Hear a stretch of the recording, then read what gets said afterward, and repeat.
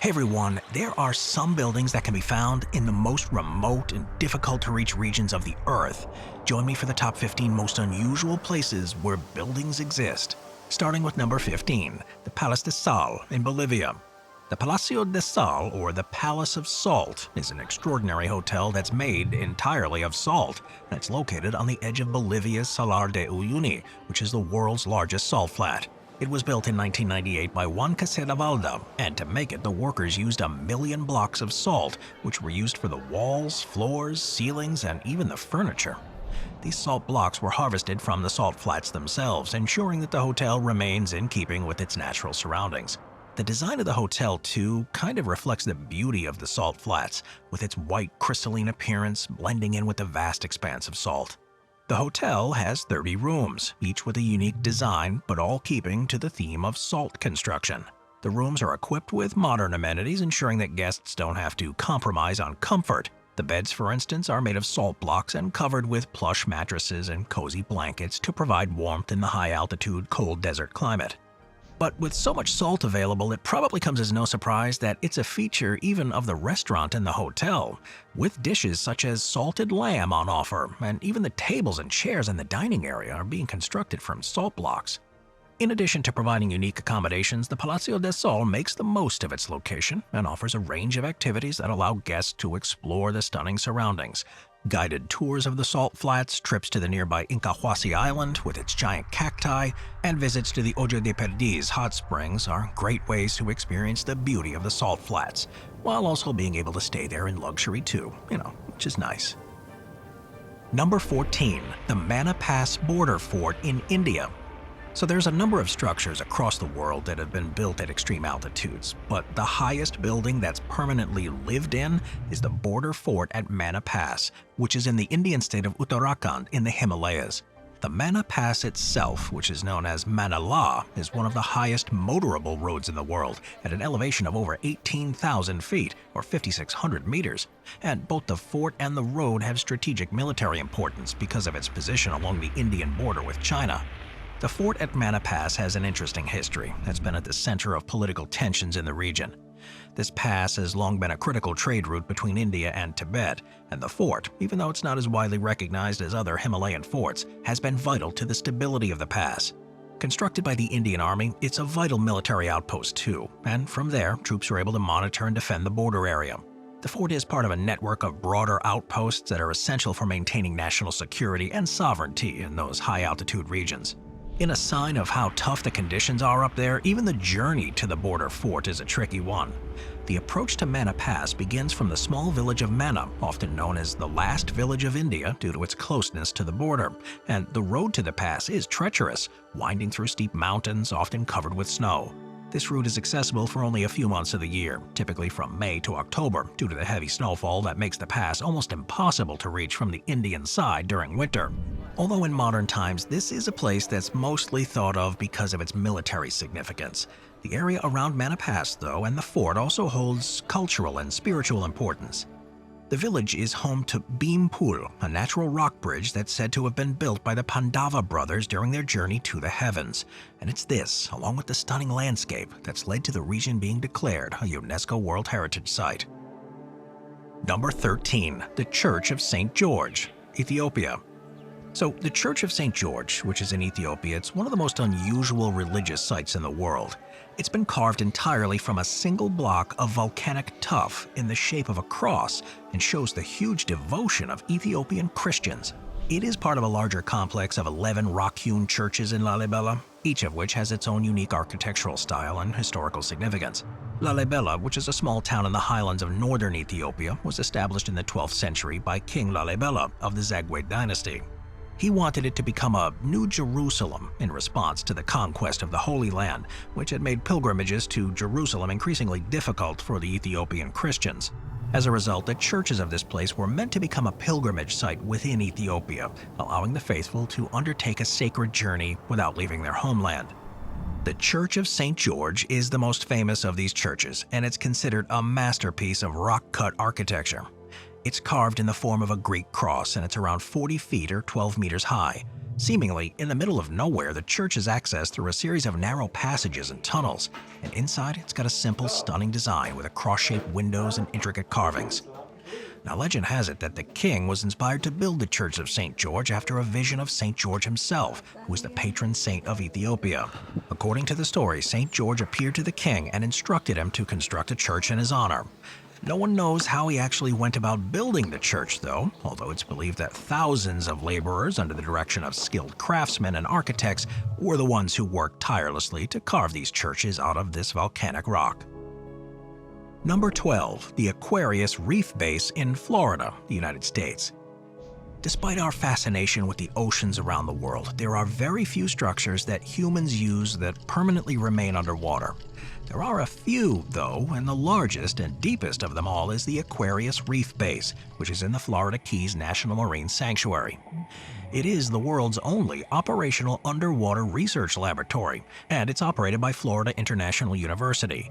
It provides scientists with a platform to live and work beneath the sea for extended periods of time to conduct research in marine biology, oceanography, and coral reef ecology. The Aquarius Reef Base is located approximately 5.4 miles or about 8.5 kilometers off the coast of Key Largo at a depth of about 62 feet or 18.9 meters below the surface. It's positioned near Conch Reef, which is a thriving coral reef that offers a diverse and rich environment for scientific study. The habitat itself is a cylindrical structure that's around 43 feet or 13 meters long, 9 feet or 2.7 meters in diameter, and it's equipped with living quarters, a kitchen and workspaces, and allows researchers to conduct their studies while living underwater for up to 10 days at a time. The design allows aquanauts, the scientists who live and work at Aquarius, to dive directly from the base without undergoing any decompression stops, and they can spend up to 9 hours per day conducting research on the reef. Since its deployment in 1986, Aquarius has played a critical role in numerous studies and environmental monitoring projects. Researchers have used it to study the health and resilience of coral reefs, the behavior of marine organisms, and the impacts of climate change and human activities on these systems. The data collected from these studies are invaluable for understanding and preserving the delicate balance of the ocean's ecosystems. And by the way, the site is also used by NASA to simulate the conditions of space missions, training astronauts and testing equipment in an environment that mimics the isolation and challenges of space. This collaboration shows the versatility of the Aquarius Reef Base and makes it not just useful for marine science, but also for space exploration. Number 11. The Niterói Contemporary Art Museum in Rio de Janeiro, Brazil. The Niterói Contemporary Art Museum is a bold building that was designed by the renowned Brazilian architect Oscar Niemeyer, who completed in 1996. It's known for its futuristic structure and its prominent role in Brazil's art scene. It sits in a precarious position on a cliffside overlooking Guanabara Bay. But this location is integral to it. From the museum, visitors are treated to some of the best views of Rio de Janeiro, including the iconic Sugarloaf Mountain and the city skyline.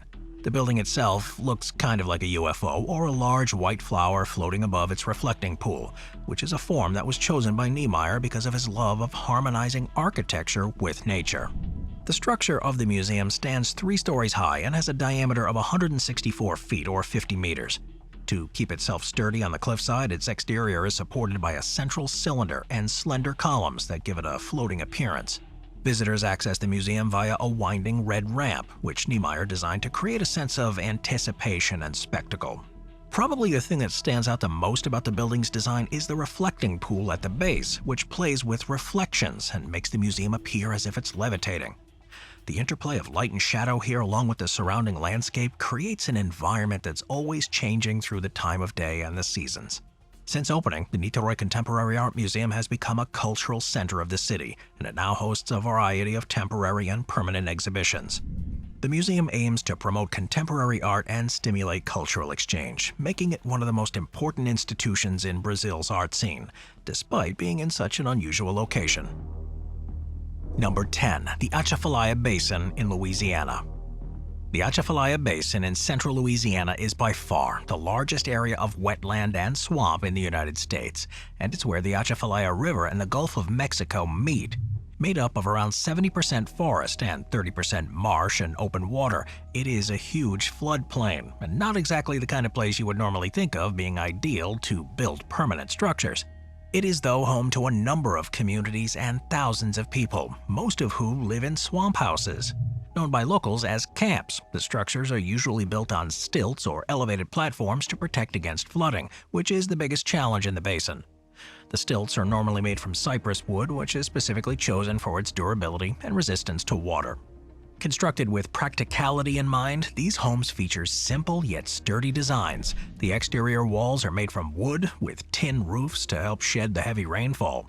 Many swamp houses have large, screened-in porches that provide a comfortable space to enjoy the outdoors while keeping the insects at bay.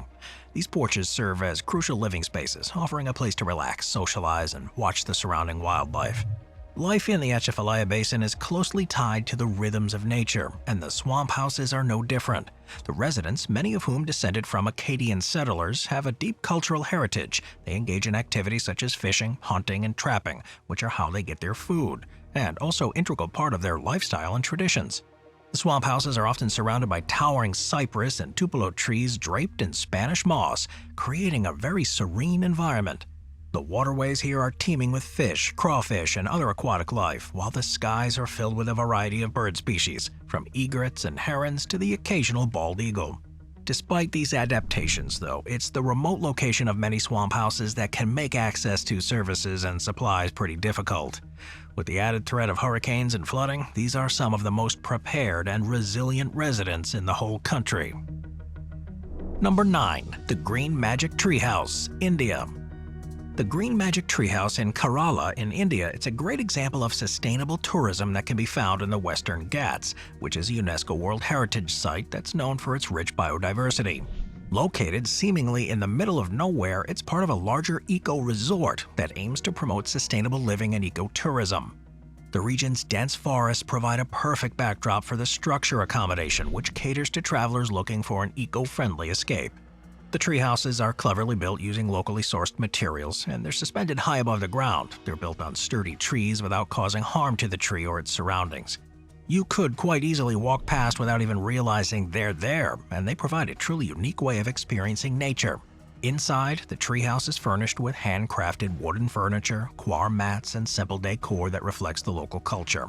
Large windows and balconies provides breathtaking views of the forest, allowing guests to feel completely immersed. And the gentle sway of the tree and sounds of the forest create a tranquil atmosphere that's perfect for relaxation. The resort prioritizes sustainability in every aspect of what it does, with solar panels that provide electricity, rainwater harvesting systems to ensure reliable water, and waste management practices including composting and recycling to minimize its impact. Organic farming happens here too on site, providing fresh, locally grown produce for the resort's restaurant. Guests here can also partake in a range of activities that highlight the natural and cultural richness of this region. Guided nature walks and treks allow visitors to explore the Western Ghats, observe wildlife, and learn about the local plants and animals. Bird watching is especially popular here, as the area is home to a wide range of species. For those interested in local culture, the resort offers opportunities to interact with the indigenous communities, learn about their traditional practices, and even participate in cultural performances.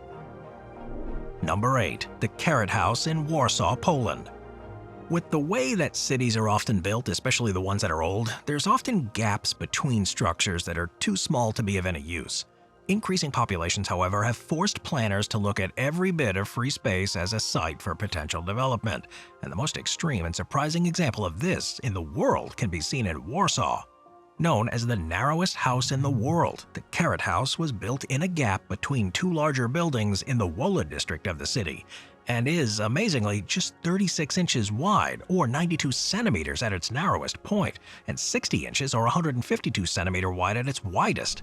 It was designed by architect Jacob Seźny of the architectural collective Centralia, who came up with the idea in 2009 when he saw an unused piece of land between a pre-war building and a modern apartment block. The project was named after Israeli writer-filmmaker Etgar Keret, who was the first tenant and remains closely associated with the house. Construction began in 2012 and encountered a few unexpected challenges due to the confined space and unconventional design. It is, for example, elevated above ground on stilts to give it a stable foundation, with a steel frame structure covered by a semi-transparent polycarbonate shell. Inside is designed to maximize every inch of space. It's divided into two levels that are connected by a retractable ladder. The lower level contains a living area, a comfort kitchenette with essential appliances, and a bathroom with a shower and a toilet. The upper level has a bedroom with a single bed and a small workspace. Despite its tiny size, though, the house does have modern features too, including heating, air conditioning, and Wi-Fi. Living in this house is said to be a bizarre experience with a focus on simplicity and minimalism. The limited space means you can't have many personal belongings or do many daily activities there, which forces you to think about material possessions and how you use every inch of space. Moving on to number 7, the Monastery of the Holy Trinity, Meteora, Greece. The Monastery of the Holy Trinity is one of the most important historic monastic sites in the world. It's on the top of a towering sandstone pillar, and it's part of the Meteora complex, which is a UNESCO World Heritage Site that was recognized for its incredible landscape and spiritual significance. The name Meteora translates to mean suspended in the air, and it's clear to see why that is, as these buildings seem to float above the Thessalian plains. This monastery was founded in the late 14th century by a monk named Domitius, and the only way to reach it at the top of the 1,300-foot or 400-meter-high rock formation is by climbing a series of ropes and ladders, which provided both seclusion and protection from invasions. Today, visitors can reach this monastery via a steep and winding footpath with 140 steps carved into the rock. The design of the Monastery of the Holy Trinity is both simple and functional, reflecting the lifestyle of the monks who lived there and how difficult it would have been to get materials to the site. The main church is dedicated to the Holy Trinity and was constructed in the 15th century. It features a cruciform design with a central dome, which was typical of Byzantine architecture, and the interior of the church features frescoes that depict various religious scenes, saints, and biblical events. One of the most important features of the monastery is its iconostasis, which is a screen that's decorated with icons and separates the sanctuary from the nave. This intricately carved wooden structure is one of the best examples of its kind and religious art that you'll ever see, and it shows the skills of the artists who created it. The monastery also has a small museum that shows religious artifacts, manuscripts, and other historical items to give you a better idea of the monastic life and heritage of this place. Number 6, the Manta Resort in Tanzania. The Manta Resort, which is on the extreme remote Pemba Islands in Tanzania, is a luxurious retreat that's popular for its breathtaking surroundings. Found in the Zanzibar archipelago, Pemba Island is often called the Green Island due to its lush landscapes and pristine beaches, and the Manta Resort makes the most of this natural beauty. But it's the underwater room that everyone wants to stay in though, which allows guests to sleep surrounded by the marine life of the Indian Ocean.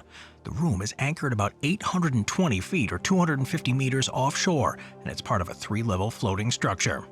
The underwater bedroom is 13 feet or 4 meters below the surface and features large windows on all sides, providing a panoramic view of life underwater. At night, underwater spotlights attract and illuminate the local sea life. The structure includes a comfortable landing deck at sea level with a lounge area and a bathroom facility, and the rooftop deck that's perfect for sunbathing. The main resort on the island has other options too, from seafront villas to garden rooms, and each designed to blend in with the environment. Something that supports local communities and makes sure that the resort has minimal ecological footprint. As you'd expect from somewhere that's in such a special place, activities here are designed to highlight the natural beauty and culture of Pemba Island. For those seeking adventure on land, the resort offers guided tours on the island's spice farms, lush forests, and villages. Kayaking, dhow sailing, and nature walks are also popular here, allowing guests to fully appreciate the diverse ecosystem. Number 5, the Glacier Hotel, Greywind, Italy. The Glacier Hotel, which is in the picture-perfect South Tyrol of Italy, holds the record for being the highest hotel in Europe. Set at an elevation of over 10,500 feet or just over 3,200 meters above sea level, the hotel offers guests views of the surrounding Alps, creating an unforgettable experience that combines adventure, luxury, and natural beauty. The journey to the hotel itself is an unusual one, showing just how difficult this place is, requiring a cable car ride from the valley floor to the ridge, where the hotel is sat amid snow-capped peaks. This elevated setting offers a sense of remoteness and tranquility, and it's far removed from the hustle and bustle of everyday life. From an architectural standpoint, the hotel is designed to blend in seamlessly with its environment. The use of natural materials like wood and stone enhances this inviting atmosphere. The interior design focuses more on comfort and relaxation, with large rooms, plush furnishings, and features that cater to the needs of the adventurous travelers. During the winter months, guests can step out of the hotel and onto the slopes of a glacier, which offers excellent skiing and snowboarding, with an extensive network that caters to all skill levels, from beginners to advanced skiers. For those people who prefer a slower pace, like me, the hotel offers guided snowshoeing and hiking tours, allowing for guests to explore the winter landscapes on foot. Now, those trips provide a closer look at the alpine forests and animals, as well as the chance to experience peacefulness and isolation. Beyond the outdoor activities, though, the hotel's wellness facility includes a sauna, steam bath, and relaxation area. The on-site restaurant serves a variety of delicious dishes that highlight the flavors of South Tyrol, with an emphasis on locally sourced ingredients. The dining experience here is enhanced by the windows that allow diners to gaze out at the dramatic alpine scenery. The Glacier Hotel here holds a significant place in the history of the region. The valley is famous for being the discovery site of Utsi the Iceman, a well-preserved natural mummy dating back more than 5,300 years. Guests at the hotel can learn about this fascinating archaeological find and its implications for our understanding of prehistoric human life in the Alps. Number 4. The Intercontinental Shanghai Wonderland in China. The Intercontinental Shanghai Wonderland, which is also known as the Shimao Wonderland Intercontinental, is a great example of clever architecture. It's located in the Songjiang district, which is about 30 miles or about 48 kilometers to the southwest of downtown Shanghai. This unique hotel has been built into the side of a repurposed abandoned quarry, and in the process it's transformed industrial wastelands into a luxurious retreat. This deep quarry was once a source of raw materials for industrial use, and after these works was left with steep rock walls and a dramatic vertical drop, both were a challenge and an opportunity for the designers of the hotel. The decision to build the structure here was driven by a desire to create something that works with the natural landscape while showcasing human inventiveness. Construction began in 2006, and it took more than a decade to finish, with completion in 2018. The building process involved innovative techniques such as the way that the stabilized quarry walls prevent landslides and they ensure the building's foundation was secure. It also required significant logistics, with materials having to be transported to the site with precision, and workers faced challenging conditions too. The construction team used newly developed techniques for this to be possible, such as modular construction for certain sections to streamline the building process. The hotel descends 290 feet or 88 meters into the quarry, making it the world's first underground hotel. It features 18 floors, 16 of which are below ground, and 2 of which are submerged underwater, creating a unique underwater suite experience. The architects incorporated various eco-friendly features here, such as geothermal and solar energy systems to minimize the hotel's environmental footprint, and the quarry's natural ecosystem was carefully preserved and enhanced too. The hotel's design is futuristic, with a facade that features large glass windows that allow natural light to flood in, creating a sense of openness and connection with the surroundings. The underwater levels, though, are the highlight, with rooms that offer panoramic views of the aquatic life in the quarry's lake, enhanced by underwater lighting that creates a stunning display at night. Number 3. Jal Mahal Palace, India. The Jal Mahal, or the Water Palace, is one of the most intriguing landmarks in Jaipur in India. It's set in the middle of the Mansagar Lake. It blends Mughal and Rajput styles and attracts visitors with its location and scenery. It was built in the 18th century by Maharaja Madho Singh I, mainly as a hunting lodge and a summer retreat for the royal family. Over time, Jal Mahal has also been linked with various legends and historical events, which have added to its appeal. The palace is a 5-story structure, but what makes it truly unique is that 4 of these floors remain submerged when the lake is full, giving the illusion of a floating palace. The design is a fine example of the fusion of Mughal and Rajput architectural styles, with elegant chhatris or domed pavilions, arched doorways, and delicate jharokas, which are the overhanging enclosed balconies. Access here is currently restricted, and visitors can only view the palace from the banks of the Mansagar Lake or from boats that offer a closer view. However, the area around the lake has been developed into a scenic promenade, where tourists and locals can enjoy leisurely walks, bird watching, and panoramic views. The lake and the palace have faced various environmental challenges over the centuries, including siltation and pollution. In recent years, significant restoration efforts have been undertaken to revive the lake and preserve the building, including the dredging of the lake, treating the water, and restoring the palace's structural integrity. One of the most popular reasons to visit here is to see the reflection of the palace in the calm waters of the lake, particularly during sunrise and sunset. The interplay of light and shadows, along with the surroundings, create a simply stunning sight that's further enhanced by the way the palace is also illuminated at night. Number 2. Kuberpe, Australia. Kuberpe, a town that's located in the outback of South Australia, and it's become really famous in recent years because of the unusual homes that the residents live in. Known as dugouts, they're mostly underground and were developed in response to the region's extreme climate. This can all be traced back to the early 20th century when opal was first discovered in the area in 1915. The harsh desert-like conditions with scorching temperatures of more than 104 degrees Fahrenheit or 40 degrees Celsius in the summer meant that living above ground was unbearable. To escape the heat and freezing winter nights, the early settlers, many of whom were miners, took inspiration from the local indigenous people and began excavating homes into the hillsides and underground. The main material for these constructions is a type of sandstone or clay called bull dust, which is in plentiful supply in the region and provides excellent insulation, maintaining a consistent temperature inside the dugout regardless of the weather. The excavation process then involves digging into the rock to create a series of rooms and passageways. Now, traditional mining tools such as picks, shovels, and jackhammers are used, although modern dugouts may use more advanced machines to speed up the process. Ventilation shafts are placed to ensure a steady flow of fresh air and to prevent the buildup of moisture, and this allows each designer to make something that's truly unique. Homeowners can create their own layouts and designs that suit their personal preferences and needs. The benefits of living in a dugout go beyond climate control. These underground homes are highly energy efficient, reducing the need for heating and cooling. They also provide a high level of protection from natural disasters such as bushfires and severe storms, making them a pretty safe and secure housing option. Since the income from opal mining has fallen in recent times, Kuberpe's underground homes have now become a significant tourist attraction, which has allowed the town to continue to survive.